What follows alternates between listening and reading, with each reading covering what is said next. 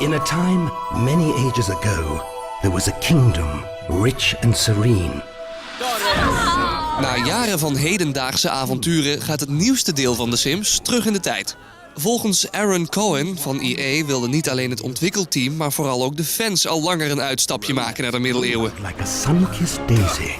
So the Sims Medieval the idea came from a few different places. One was the dev team. For years, literally since The Sims 1, have always thought about what do we do if we take the Sims back in time? What would happen? How would they live?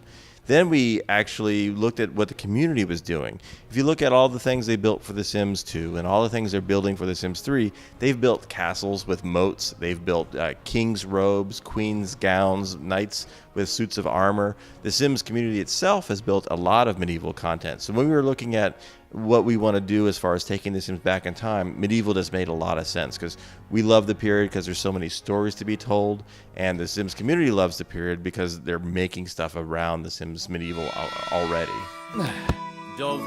Meer dan de vorige Sims games kan de Sims Middeleeuwen worden gezien als een game in plaats van een simulatie. Huishoudelijke taken en het stichten van een gezin maken nu plaats voor quests en het vervullen van specifieke rollen in een koninkrijk. Cohen denkt dat de Sims-fans daar klaar voor zijn. The quest system isn't something that you would see in an RPG, for instance. The quests have branches. The quests have different approaches, so you're making choices about how you want to complete the quest. It's a very Sims kind of quest system with a lot of creative freedom within each one, and it's a ton of content. So even though there's more directed gameplay and more directed storytelling, the Sims fans will find lots of freedom within the world to do whatever they want to, be it make woohoo, have a knight, have an affair with a queen, have children, take on a profession, throw someone into the pit, send someone to the stocks. Whatever it is you want to do, you could still do. It's that directed gameplay gives you a little bit more momentum, a little bit more texture to the world. Ondanks de nieuwe features die de Sims Middeleeuwen introduceert, moet de basis van de game hetzelfde blijven. Zo hoopt EA de bestaande fans te behouden en tegelijkertijd een nieuwe doelgroep naar de Sims te trekken.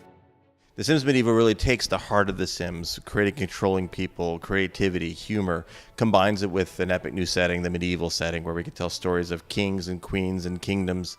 And then we add, new features that change the way you play, heroes, quests, and kingdom, which are, features that feel a little bit of RPG, a little bit of strategy game. But all those things come together, you still have very much a Sims game. At its heart, it's about people, in this case, medieval people. But I think The Sims Medieval, more than any other version of The Sims, has a chance to bring in people who aren't fans of The Sims, who might like to play a game about castles and kings and queens and conflict. So I'm very hopeful that we'll bring in lots of new fans as well as delight the existing fans of The Sims.